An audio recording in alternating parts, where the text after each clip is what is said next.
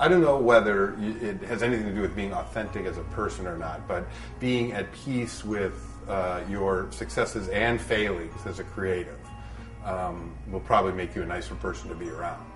And the way to be at peace with it is to realize that it's all a series of experiments, and that start it up and see how it goes, and then go from there and build on small successes to make them big successes, and don't be afraid to crash in flames. That's always interesting too. So, I'm Jim Coudal of Coudal Partners. We are a small creative firm on the west side of Chicago.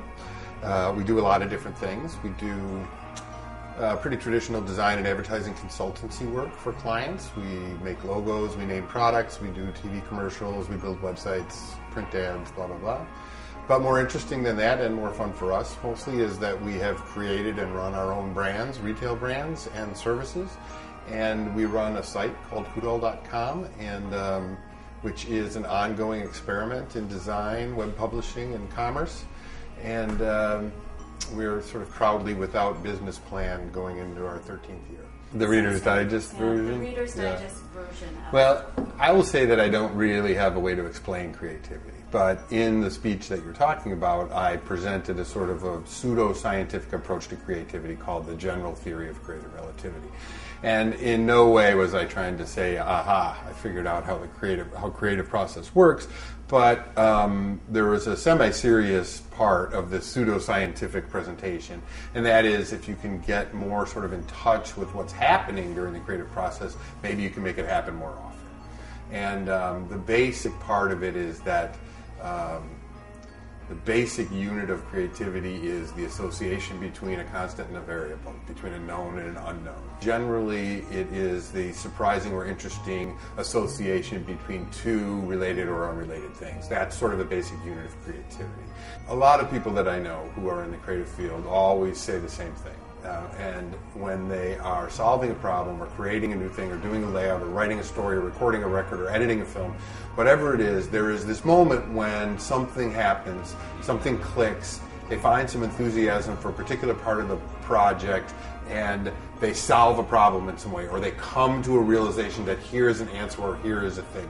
This moment where of greatest enthusiasm, where we sort of apply all of our talent to a particular project, and we have the idea. It's not surprising that a lot of creative people are also super short attention span people, because it's not that they can't necessarily follow through on all of the different ideas or concepts they have. It's that you're always looking for that moment that you live for. That's the juice, that's the shit, that's what it's all about, you know?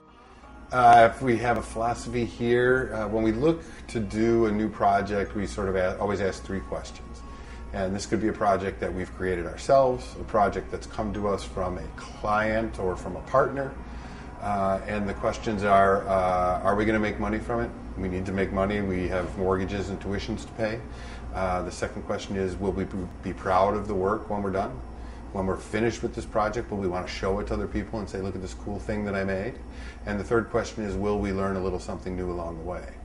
And if we can answer yes to all three of those questions, then the project is something we'll investigate. We're proud of our failures. We fail all the time. We think you got to fail a lot or you're not trying hard enough. So we try things out. If they don't work, we go on to the next thing.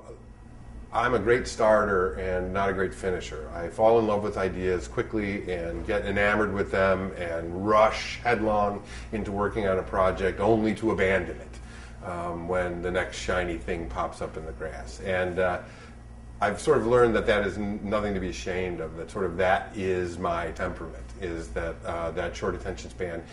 In fact, I would maintain for creative people that short attention span cannot be denied. It must be obeyed. That an example I sometimes use is if I was playing guitar and I struck a chord on the guitar and let it ring out, and we looked at the musical footprint of that sound, we would see it very big at the beginning, and then it would start to trail off as the sustain of the note wore off. If we're always going from one new thing to another new thing to another new thing, that's just like we got a chord and a chord and a chord and a chord on the guitar, and that we are experiencing that high level of sort of enthusiasm, which is the thing I think that fires the creative process. This learning something and learning there is more to learn all at one time is like a really magical sort of moment. So, I mean, I think that I find personal fulfillment in that moment, in the finding sort of an answer to a problem or discovering an unexpected connection between things. But I don't think I'm necessarily defined by that. Hopefully I'm defined by my curiosity in a way. I think that, and maybe these things are related. I don't know how it relates to authenticity necessarily, but I have a short attention span, but I pay really good attention in those short periods.